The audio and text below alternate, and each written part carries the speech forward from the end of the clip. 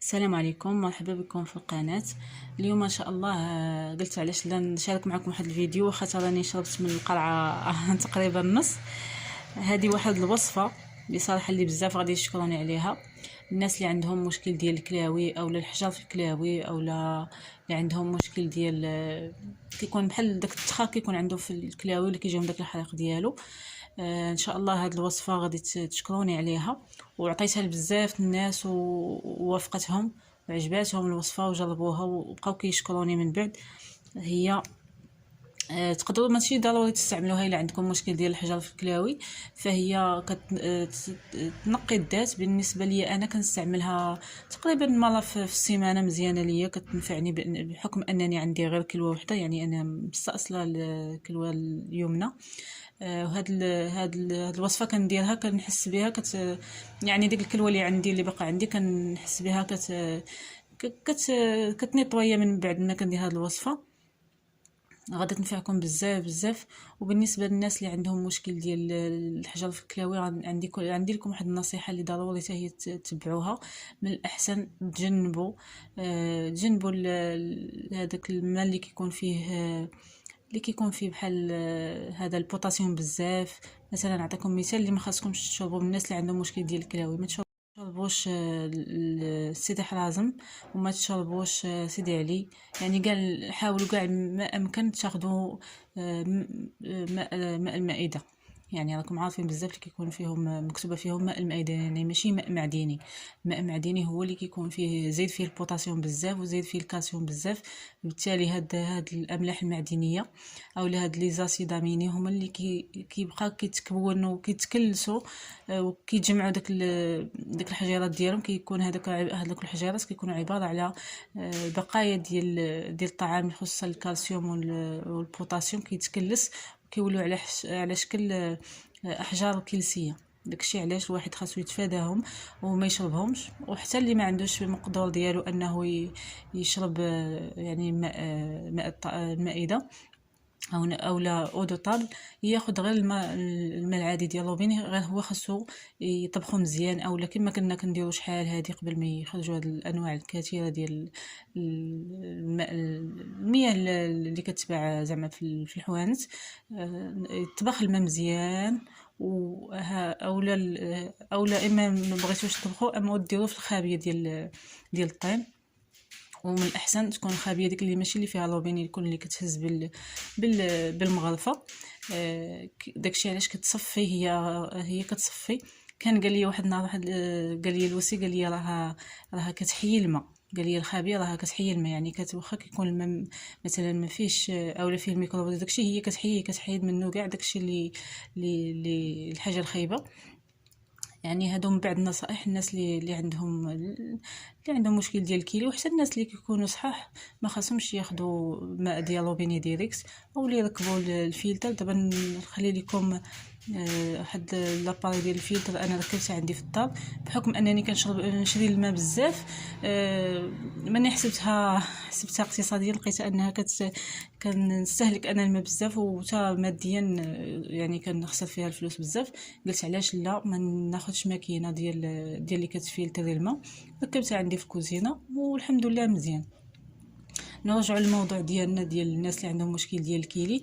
بالنسبه للناس اللي عندهم مشكل ديال الحجر في الكلاوي، ملي كيكون فيكم الحريق من الاحسن ما تشربوش الماء. ديك الوقيته اللي كيكون فيكم الحريق ما تشربوش الماء، يعني حتى الوقيته تيتهدن عليكم الحريق ما يبقاش الحريق عادي يمكن لكم تشربوا الماء. ديك الوقيته في كيكون الحريق كتكون ديك الحجره كتكون كتحرك.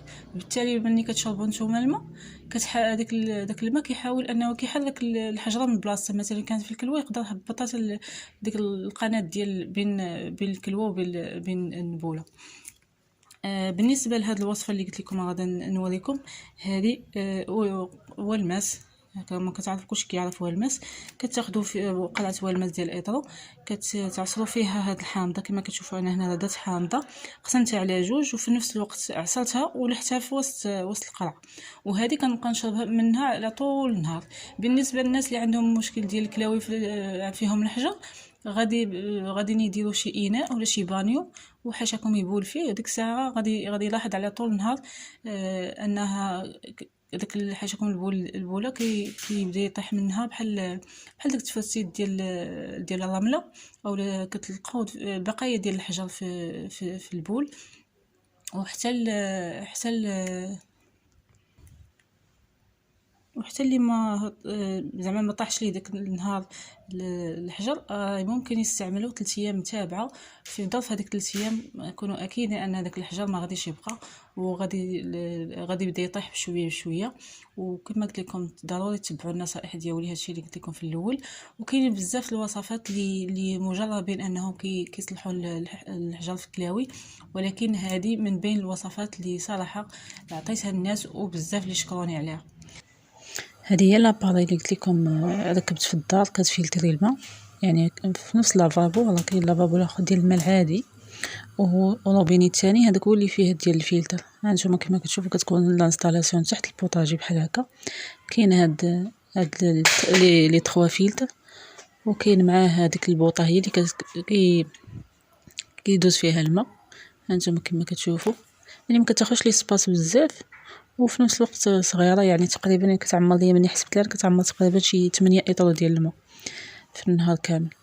المهم اللي بغات الرقم ديال السيد اللي ركبها ليا راه غادي نخليها لكم ان شاء الله. وتقدروا تلقاو حتى في فيسبوك الموقع ديالو، سميتهم اوسموس. دابا نخلي لكم نيت الفلاير ديالهم ولا التصويره ديالهم. هنايا كنت ركبتها تقريبا شي 2600 درهم تقريبا بخدمه المعلم وكلشي.